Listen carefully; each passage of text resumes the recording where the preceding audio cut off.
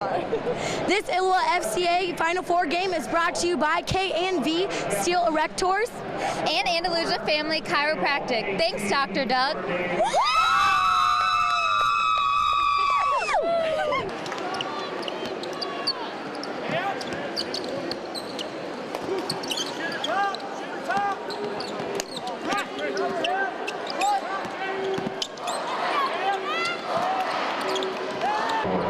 Everybody's hot in Peoria. You have to be to advance to the state finals.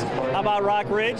They've been hot all season. They're 30-1. What about Decatur St. Teresa? They are on fire in tournament play. Their average margin of victory in their 5 postseason games is 22 points. A big crowd on hand at Carver Arena, and Rockridge very well represented because of that special community. It is the Bulldogs, though, coming out on fire. Rashawn Smith hits the jumper off the glass at 6-0. Now, the Rockets struggled so much from the field in the first half, but they get on the board here as Brian Heath hits the mid-range jumper. Turnovers, a big problem for the Rockets. It led to 18 points on the night for St. T. That is All-Stater Christian Williams weaving his way for the bucket, and it's 8-2. Gentry Whiteman, though, counters with the bomb, and the Rockets are still within reach, 8-5, even though they only shot 19% for the total first half. Great ball movement, though, by Decatur St. Teresa. They are a very poised team in the half court. J.D. Mattingly drops it in. It's 10-5. Bulldogs heading into the second quarter of play. And in that second quarter play, another turnover burns Rockridge, and it's again Williams converting for a 15-8 lead. This guy can play. He is so smooth late in the half. He drops it in. The Rockets find themselves down 21-11 at the intermission. Third quarter, the Rockets start to heat up. That's Whiteman setting up TJ Martins to trim the lead down to 21-13.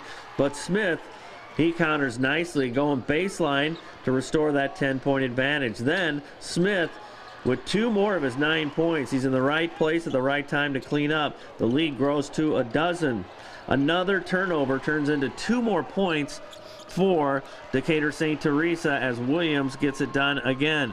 Can the Rockets mount a comeback like they have in the past? Whiteman hits from downtown. Later on, it's Brian Heath with the jump hook. The All-Stater puts it in for 2 of his 13. That makes it 34-22. Then they work it to Luke Johnson. He splashes in the 3 from the top of the key, and they're down 34-25. But then Patrick Altoff of St. T's runs the break, gets it over to Williams, goes baseline, and he's fouled. It's 37-26. Heath double teamed much of the night, somehow wiggles free, gets it over to Johnson for the corner 3. They're down 37-29 heading into the fourth quarter. Very manageable for them to come back. But the Bulldogs have the answers. That is with the offensive glass, Mattingly scoring. Then Heath penetrates for Rockridge, and he gets it to go on the fadeaway, but they're down by 11 points. They just have the answers all night long to St. T. They lob inside to Williams for 2 more, and that restores a 13-point advantage. Late in the half, it just becomes too little too late. Heath hits the 3-pointer on his way to a 13-point performance, but it's St. T denying Rockridge a spot in the title game as the Bulldogs win 50-39. Rockridge takes a 30-2 record into the consolation game as they look to regroup, anticipating their matchup with Breese Modern Day. I really thought the shots that we took in the first half, they're open shots. Guys had their feet set. They took those open shots, and they just weren't falling. We talked about that at halftime. I mean, when you are a jump, playing against the zone, and you're a jump shooting team, and your shots aren't falling, there's not a lot you can do about it. I mean, we did talk about getting the ball to the middle, which I thought we did a better job of in the second half. And then TJ was able to, get some jump shots in there, and so was Brian. And then when that happens, they start collapsing. You can look for the high-low, and then you can start kicking it out. We tried to start off the game by doing that, putting Brian in the middle and getting the ball to him, so we could do that. I think, he drove the lane, and again, of course, I'm the coach, so I think he got bodied, and they didn't make the call. So, I mean, there's just a lot of things that happened throughout the game that let it get away from us. Well, the template had been set. I mean, you guys have come back before too. So I mean, at halftime, where you're like, we're still within striking distance. That's exactly what I said. I mean, we were down 10, 11, and didn't shoot the ball well. I thought we played really good defense. I thought we kept them off the boards for the most part. And I told them we're too good of shooters not to shoot the same way in the second half. And we came out and lit it up in the third quarter. But then, while we're lighting it up, I mean, we're coming back, but on the same hand, we're turning the ball over, and that hurt us. So. Well, and at this level, to come back against a team like that, football coaches talk about it all the time. You make the comeback, but finishing is really tough because it takes so much energy just to come back. Yeah, and I thought that, again, it's me, but I thought there towards the end that they were getting some calls that, we weren't getting, and that allowed them to, go to the free throw line, get their rhythm, and then feel a lot. I mean, when you're going to the free throw line in the fourth quarter, I can tell you right now that you are feeling pretty confident as a basketball player and as a basketball team, especially when you're knocking those down. So, how do you respond? How do you think these kids respond for tomorrow? Oh, I think it's the third or fourth time I've been asked this question. I think they respond great. I've been around these kids for 4 years, almost all of them for 4 years, and the comment that I've been using is, it's a basketball game. They love to play. They're competitors.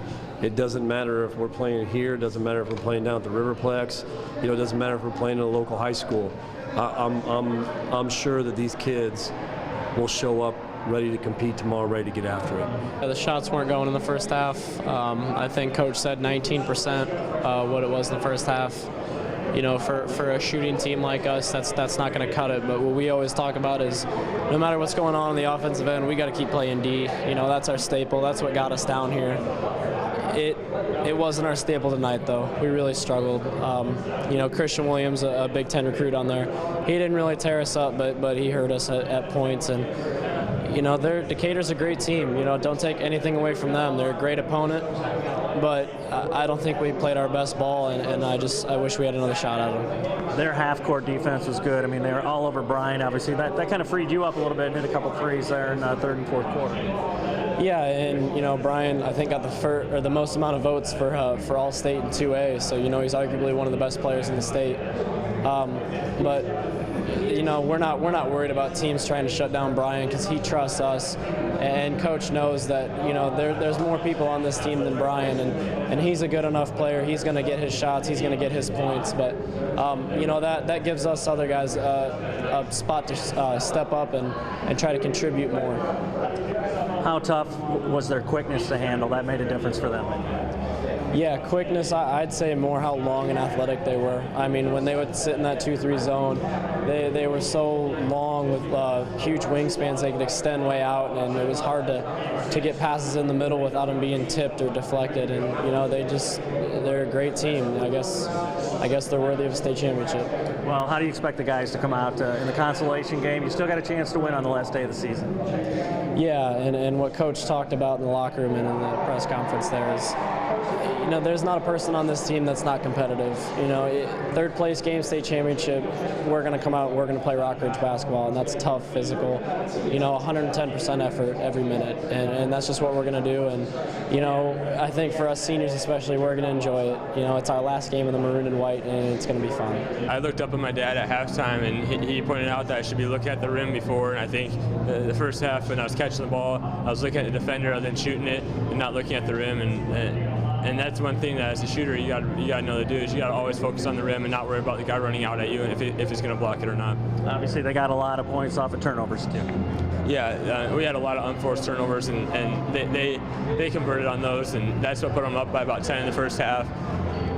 And in the second half, it was, we kept it right around 10, and we didn't have those unforced turnovers. And if we didn't have that first half, we would have been right there. And having known that you'd come back a couple times in the postseason too, and you got it down to 9, did you think, yeah, we still have it in the tank here? Yeah, I certainly thought that we could still pull it out. We started hitting shots there in the third, fourth quarter, and the difference was Christian would come down and get fouled and get an and one, and they get an offensive rebound and put back up. It was just mental lapse on defense. Well, you get to play one more game together, too. I mean, that's one of the beauties, and really basketball is kind of a celebration amongst you guys anyway. So how do you expect tomorrow to go? I expect it to go really well. I mean, I think the kids are going to be we're going to come out and compete, and we're going to leave everything on the line. It's the last game of the year. We can rest the whole spring. I mean, there's no reason that we shouldn't be putting everything out on the court. It was more us. We got in our own heads. We played scared. We had wide open shots and we just weren't knocking them down. I think it's because we weren't stepping right into them. And then turnovers, they didn't really force them. We forced them ourselves, and then that led them to get in transition. They're a great transition team, and they showed us that tonight by finishing about everything. Well, and especially at this level, you know, when you get down double digits, 14 points, whatever it might be, it's hard to come back on a team and finish too when you know they're one of the top teams too, obviously. Yeah, we had a lot of comebacks this year. It was insane.